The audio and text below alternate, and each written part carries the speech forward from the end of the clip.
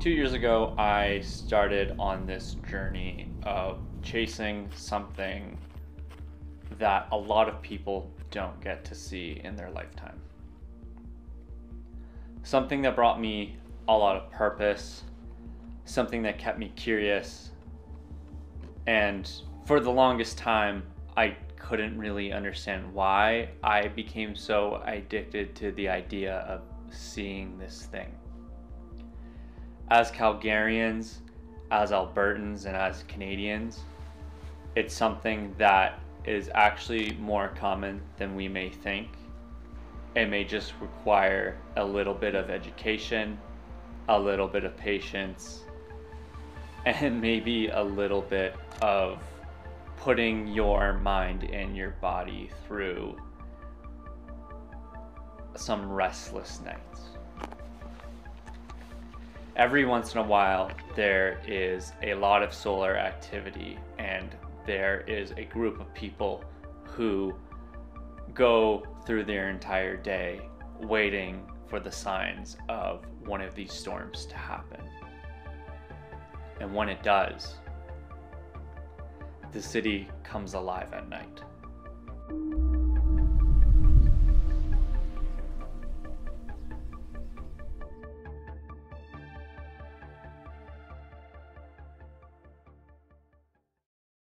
My name is Brandon, and I'm a commercial photographer and filmmaker based in Calgary, Alberta.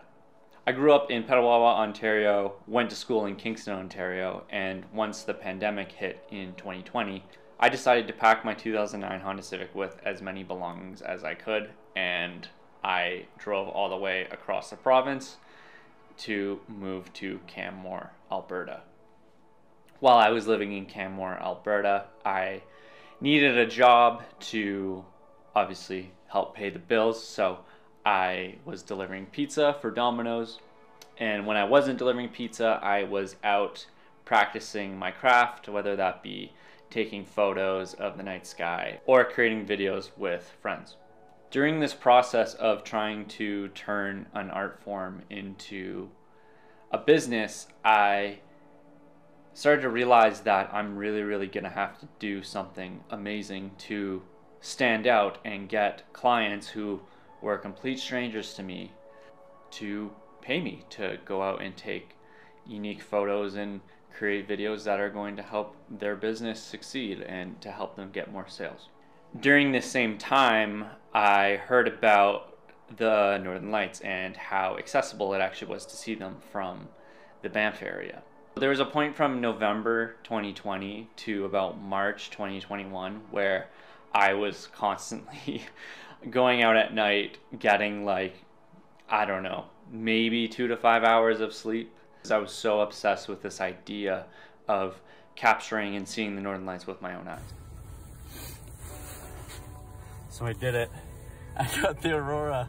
I went and tried to take a picture and it didn't work out. And then I looked and I was like, you know what? I'm so close to Minnewanka and Tujac, I should try. About halfway down the road, I just stopped, took my camera and took a test shot. Saw it, so I was like, oh my God, here we go.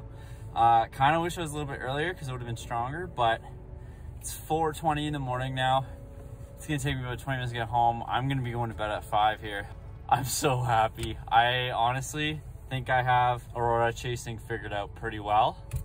And this is probably I've tried it over 10 times now. I've only been successful twice in the 2 months that I've lived here.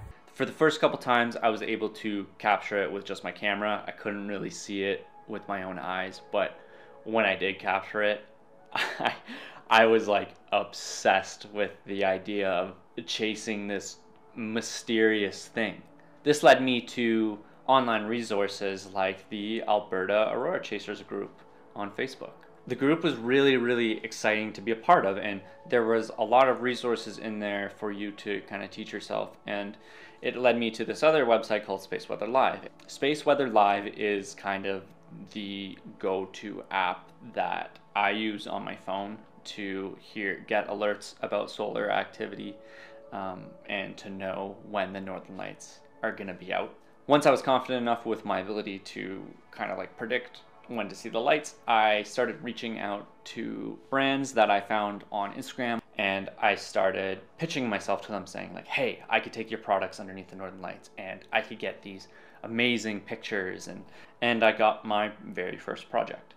So during this project, I decided to go up north to Jasper, Alberta to kind of vlog my process. And again, this was like a time where I was still experimenting how to do it, but by finally getting someone to help sponsor this project, I was able to continue doing my own little like research and experiment.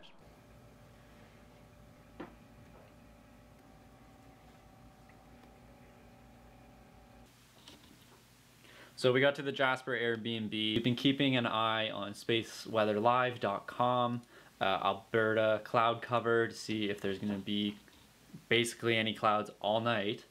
And then we have 3 different webcams open, pack our camping gear, and we're going to pack our camera gear, and we're going to get ready to go chase the aurora. We were there for like, I think 3 or 4 nights, and every single night it was cloudy. And we started to get nervous that I wasn't going to get the shots. On the last night, we saw that there was a chance of a KP4 aurora, and we knew that since it was cloudy in the area that we were staying, we were going to have to try to drive as far north as we could and try to find an open area to hopefully see the lights. Worst case, if it's all cloud cover, we're actually gonna try to drive as far north from Jasper as we can. We left pretty late into the night, I think around midnight. As we're going, I kept checking on my phone to see, you know, check the data and see if it was gonna happen. And then there's other apps where you can actually see where cloud coverage is gonna be. But again, those are really spotty. Can't really guarantee where the clouds are gonna be in the future. Eventually, we started to make it pretty far north to the point where we're like, okay, this is far enough. I think we need to head back. As we started to head back, the weather started to get really, really nasty. And we found ourselves stuck in a blizzard. At this point, it was really, really difficult to drive and to see where you were going on the road and on the highway, so we were driving pretty slow. And we decided that it was probably safer for us to just pull off to the side of the road and wait out the storm. Well, you just pulled over because you literally can't see anything on the road, and yeah, we really got screwed. So worst case, we had to sleep in the truck on the side of a road, or we try driving again later in an hour or 2. After like 30 minutes maybe, I decided, okay, well, I'm gonna go outside and I'm gonna check to see if the clouds have cleared up at all. So I took my camera and I set it up on my tripod, and I took a test shot to see what the sky looked like. And once my timer was up, I looked at the photo and I saw this green glow in the distance. And sometimes it might be that your white balance is off, or it's, I don't know, light pollution can sometimes cause like different colors, but I was kind of finding ways in my mind to believe that like, okay, after this like long journey on the road and like stopping because of this blizzard, and after the like 3 days of, you know, no success, I thought there's no way that that could be it, right? I went back into the vehicle and I told my colleague that I think they're out, so we drove down the road some more, and when we got out, we set up our cameras, and yeah, we did it. We found the northern lights.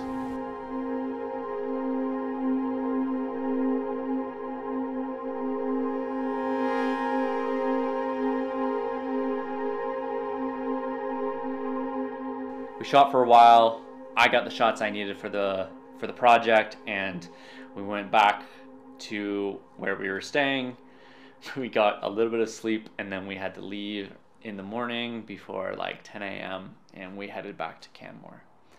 And that was kind of my first taste of like, okay, this project that we just did can turn into something much, much, you know, bigger than what it is right now. A couple months down the road, I got another opportunity to do a project with a camping brand. I wanted to go further north, so I asked a couple friends if they wanted to come on the adventure with me. And I basically was like, hey, there's a chance that we see a really, really cool Northern Lights storm, a really, really big one, and we get some amazing photos. So they were all down and we were on our way. We had to start late because one of our friends was working, so we left in the evening and we drove through the night, and eventually we hit about 3 a.m. where we were at the point where we're like, okay, no one really wants to drive anymore, no one really wants to take turns staying awake, so we're gonna pull off to a side road and go to sleep.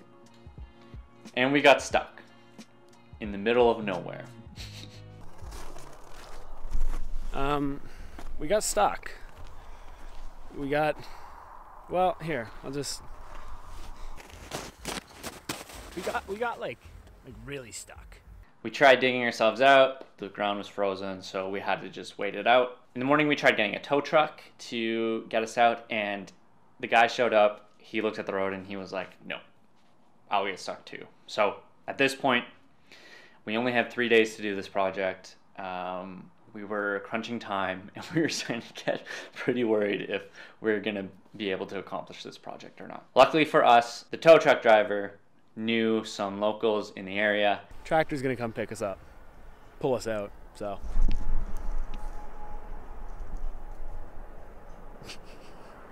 How you feeling? I hate it here.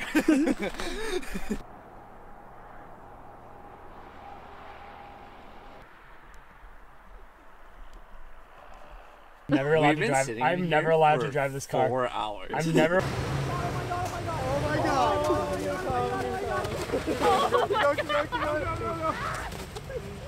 After that happened, I was like, oh my gosh, what else is gonna go wrong on this trip?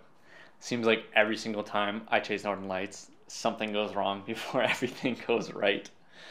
So we eventually made it to the location we wanted to go to. We were set to backcountry camp for the first time. And let's just say it didn't go the way we wanted it to. It's also 3:30 and we have to hike 20 kilometers. So what that means is that we can't go any further without snowshoe.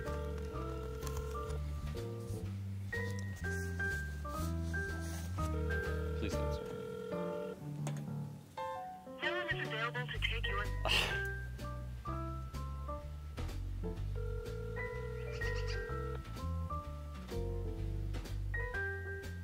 Hello? Hey, I'm wondering if you guys rent snowshoes. No, the visitor center does though.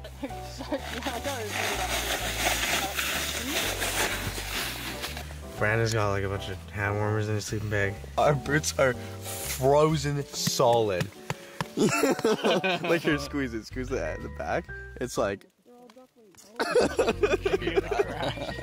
it's cracking. God, her snowshoe came up over there. We went into this thinking that like camping in the winter wasn't going to be that difficult. It was. Super cold. Okay, we left the bush, miserable, cold. We weren't really prepared. We were relying on renting snowshoes to get around from the town. And the town actually didn't have full-sized adult snowshoes. We're stuck with child-sized snowshoes, and they didn't really help at all. Maybe a kilometer or two into the trail where we were gonna camp and survive the night. Hopefully we see the lights, and then our plan was to just go back. That night we did actually end up getting a glimpse of them. Light. We were looking for like a big enough storm that would bring the lights overhead and we would see the swirls and like the pulsing of the sky, and we didn't get that. We were left again in the same situation as before, where we were kind of just relying on weather to cooperate. We ended up getting a hotel because there's no way we were camping out in the snow again. It was a really stupid idea. It was definitely a lesson learned about being more prepared, especially in the outdoors. And basically tonight they're predicting KP4, possibly KP5, which would be,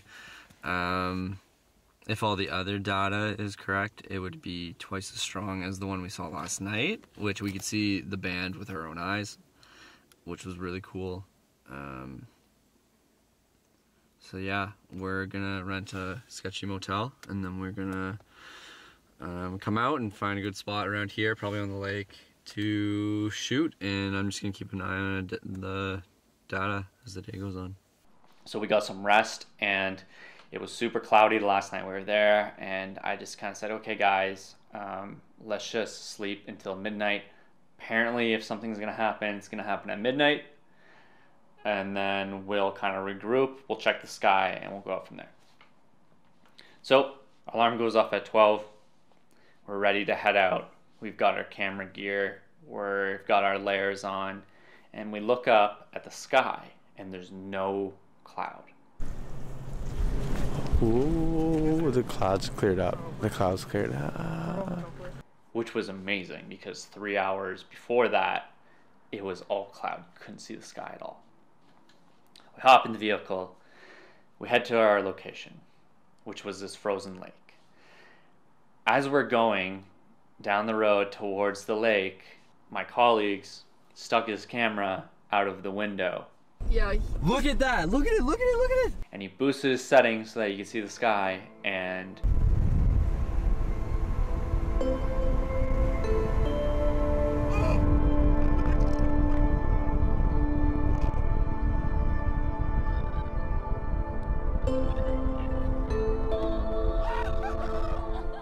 it revealed that the Northern Lights were out.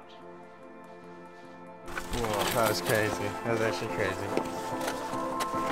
Everyone started freaking out, and as soon as we parked, we grabbed everything that we needed and we rushed out onto the lake. And as we made our way out to the lake, the most incredible thing happened.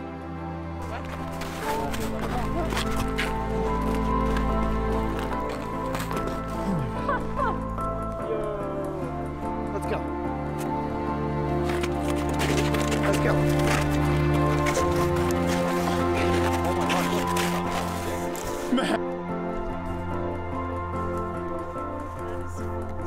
Oh my god.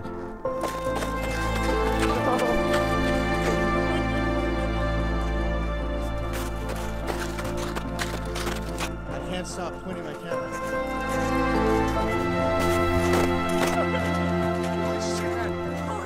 Oh my god. George, this just keeps getting bigger than it is.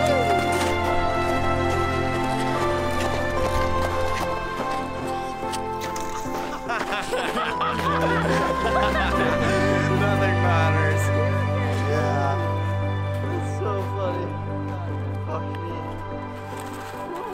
Oh my god! We've never seen anything like that. I'm not a religious person, but for the first time ever, I started kind of to question, like, is there a higher power? Like, how is this possible? I've never had anything make me think or react that way before. I can't believe this. I can't believe this. Oh my god, yes. How crazy this is! Oh my god! Holy guys! Okay, this is the most magical night of my life. Yeah, this is what all the is for.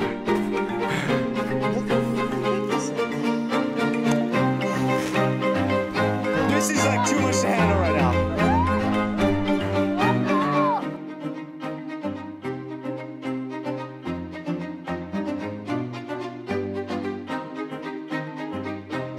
Oh my god, I don't even know where to go. I don't know what to do, dude. This is too much.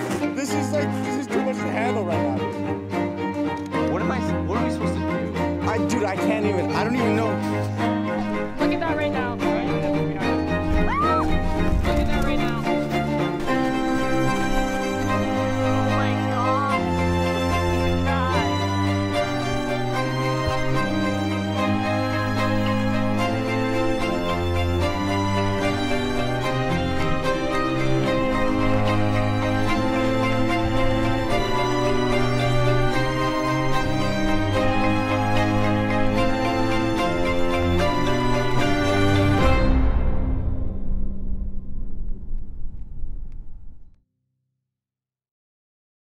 To this day, I still have that night like play perfectly through my mind like a 5-hour movie, because we were out there from midnight till literally sunrise, like 5 or 6 in the morning. After that trip, I was able to quit my job at Domino's Banff, and I actually moved to Calgary with 2 of the people who were on that trip, and we decided to just give up everything and try to make it as freelance photographers and filmmakers. And now I'm happy to say that we did that. I turned something that I really enjoyed doing and I really loved into a business. That started to make me think, okay, what else has the Northern Lights done for other people? To some people, oh, it's really, really cool to see. It's like an amazing thing to experience, but to them, it's just kind of, that's it. And then to other people, it's been completely life-changing, or at least I thought that, like, if it changed my life, there must be more people in Calgary who have had their lives changed in some way because of the Northern Lights. I made it a goal to try and do as many Northern Light projects as possible to prepare a docu-series about telling the stories of fellow Calgarians who have had their lives changed by the Northern Lights in some way.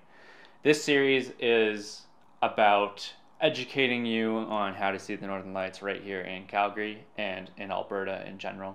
And it's to tell those stories from those people to hopefully inspire you to maybe go out and see them yourself, because you never know.